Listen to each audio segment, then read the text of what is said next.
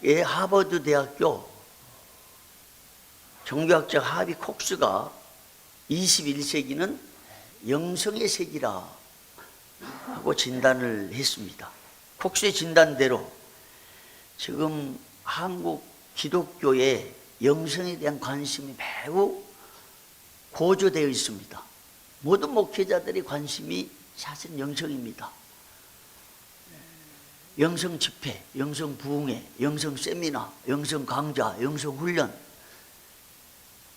다음 포털 혹은 네이버에 보면 영성이란 검색, 영성 훈련 검색 창을 두드리면 셀 수 없이 쏟아져 나옵니다. 정말 우리는 지금 영성의 시대를 살고 있습니다. 또 영성 외에 많은 사람들이 관심 갖고 있는 게 사실상 교회 성장이죠. 그러나 교회 성장은 사실은 한국교회를 병들게 만든, 긍정적인 측면도 있지만 실제로 병들게 만든 부정적 요인도 많이 있습니다. 현실적으로 우리 지방에 있는 전국의 60% 이상의 30명 이상, 30명 이하가 60% 이상, 비공식 통계입니다. 6만 교회인데 3만 9천 교회가 30명 이하라는 통계가 있어요. 더 이상 성장은 멈췄습니다. 안 돼요. 우리 지방에 있는 교회 성장 됩니까? 유지만 하는 것도 다행이죠. 그렇기 때문에 지금은 교회 성장학 그렇게 큰 도시에서 큰 교회가 좀 더 크고 역할을 감당하기 위해서 성장학에 기초해서 성장을 위한 다양한 프로그램이 필요하겠지만 한국교회 전체를 놓고 볼 때 또 오늘 우리 여기 참석한 여러분들에게는 성장학 이것보다도 더 시급한 것은 영성 정립이라고 저는 생각을 합니다. 그래서 한때 한국교회가 70년, 80년대 이르러서 교회 성장학이 신학을 주도했고 또 많은 신학생들과 목회자들에게 교회 성장 이론이 큰 관심사였고 그 다음에 영성에 대한 관심, 이것이 주 트렌드로 지금 형성되어 있는 것 같습니다. 그런데 한국교회의 영성에 대한 관심이 불길처럼 일어나고 있는 틈을 타서 비성경적인 영성이 일어나가지고 성도들을 혼란케 하고 교회를 아주 어지럽히는 경향이 많습니다. 그래서 저는 개혁신학에 있어서 영성이라는 것은 어떤 의미가 있는가? 사실 영성신학의 정립이 개혁신학에는 안 된 거예요. 신대원에 과목조차도 없습니다. 제가 8년간 개혁주의 영성신학을 가르치고 서철원 박사님이 강좌를 개설했어요. 근데 서 박사님 은퇴하고 저도 강의를 마치고 그 다음에는 영성 과목이 아예 없어요. 다른 신학교들은 일부 영성신학이 정립이 돼가지고 이론적으로 실천적으로 영성신학의 방향성을 제시하고 있는데 우리 개혁신학을 추구하는 합동교단에서는 영성신학 이것 자체가 정리가 안 된 상황입니다. 그러다 보니까 영성은 듣기는 들었는데 영성이 뭔가? 목회자들에게, 교인들에게, 장로님에게 물어보면 글쎄요, 듣기는 들었는데 영성이 뭔가? 정확한 정립이 안 된 상태입니다. 그러다 보니 영성의 세계가 가짜 영성이 진짜 행세를 하고 있는 경향이 너무 많아요. 가짜는 아니지만 영성의 본질을 벗어난 유사 영성도 성도들을 혼란케 하고 있습니다. 영성하면 뭔가 한번 체험하고 또 조금 더 극단적으로 가면 영성하면 뭔가 느낌이 있고 외적인 현상이 있어가지고 한번 체험을 하는, 쓰러지는 이런 생각을 하는 사람도 아주 많아요. 제가 수년 전에 교회 개척을 준비하는 중에 영성 훈련하는 현장을 방문을 해봤습니다. 놀랍게도 대부분 영성 훈련 현장에는 신비주의와 표적, 은사 중심의 영성이 주를 이루고 있었습니다.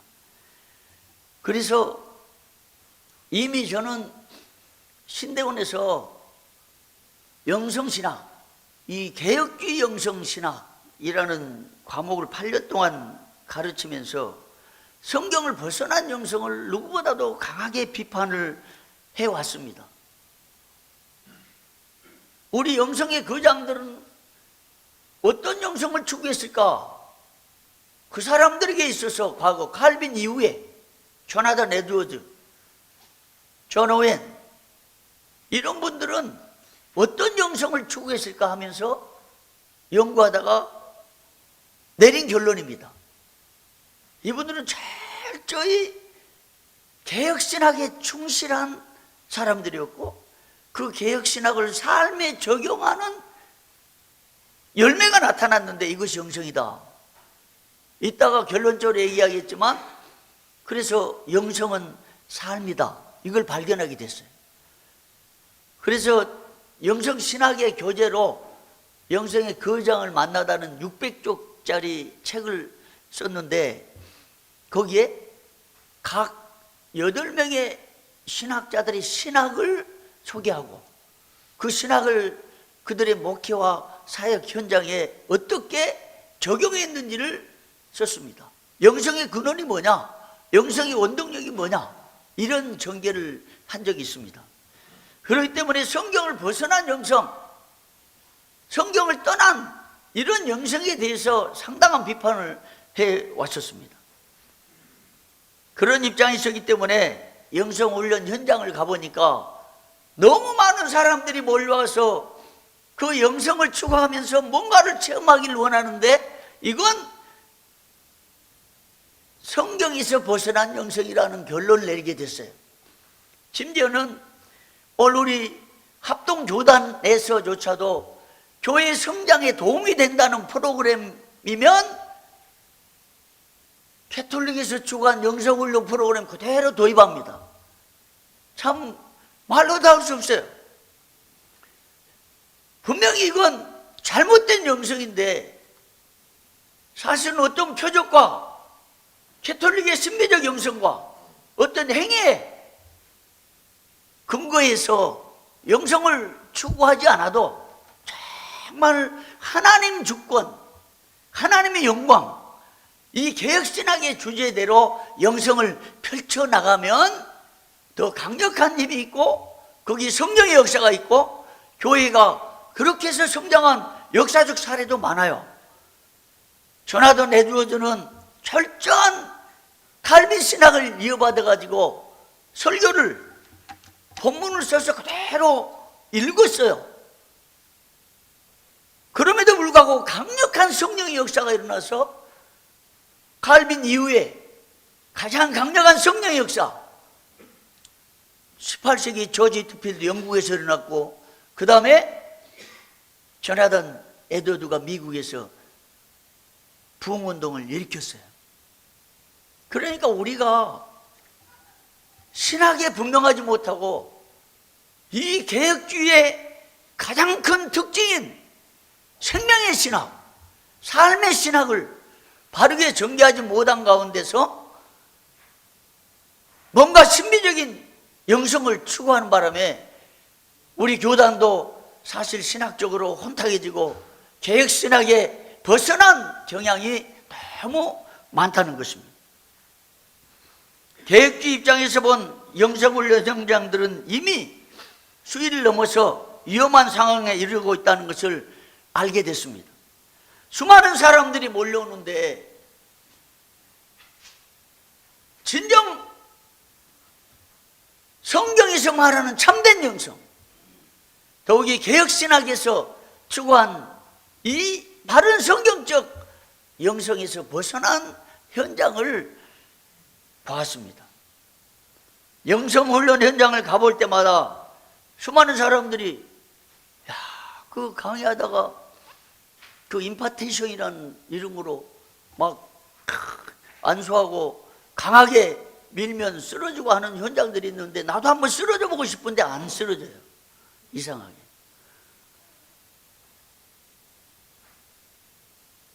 억지로 밀려서 넘어지긴 했는데 그 다음 아무 표적이 없어요. 그러니까 그 사람이 참 이상해요.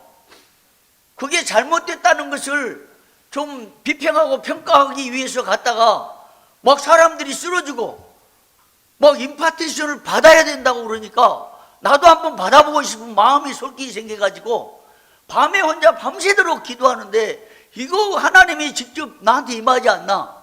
성령님이 나에게 뭔가 좀 부어주시지 않나? 이런 표적을 구하면서 밤새도록 구해도 나한테는 그런 뭔가의 표적이 안 일어났어요.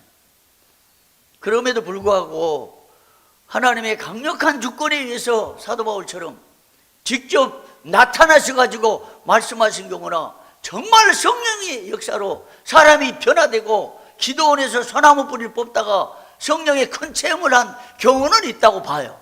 그걸 부인한 건 아니에요. 그러나 오늘날 우리 한국교회처럼 신비적 영성을 추구하면서 뭔가 표적을 구하는 이런 영성은 바르지 못하다라는 거예요. 그러니까 카르비는 이런 얘기를 했다고 봅니다. 모든 목사들은 설교가 신학적 작품이어야 된다. 목사는 신학자여야 된다는 거예요.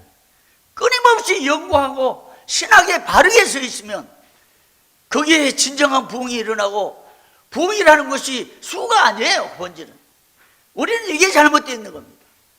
오늘 우리 부흥이 수가 늘어나고 교회가 성장하고 건물이 커지고 예산이 늘어나는 걸 부흥으로 간주한다면 한국교회 부흥은 극히 한 20%밖에 안 돼요.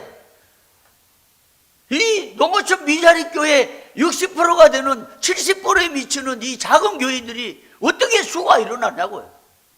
그리고 부흥이라는 게 변하는 겁니까? 부흥의 원리와 부흥의 논리와 부흥신학이?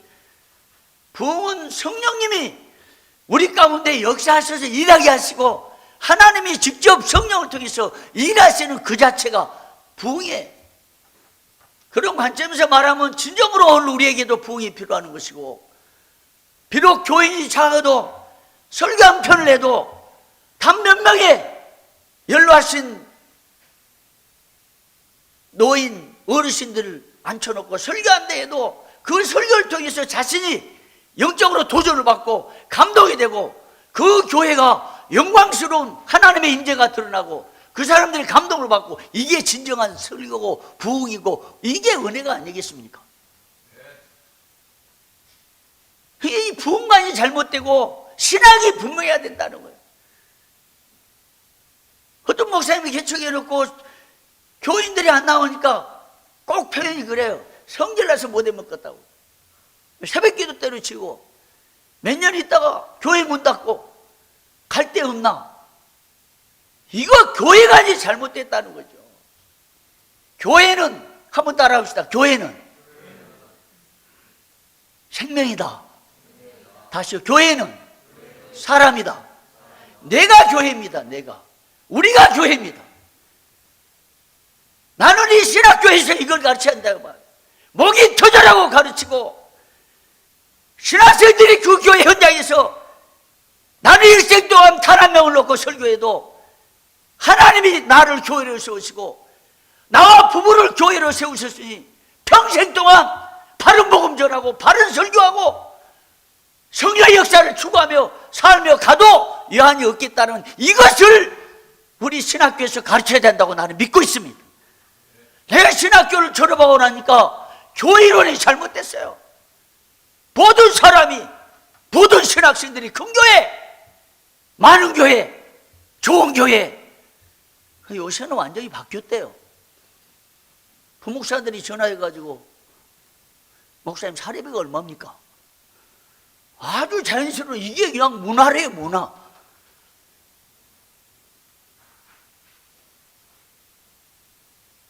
교회관이 잘못된 거죠. 신학이 잘못됐다고 봅니다.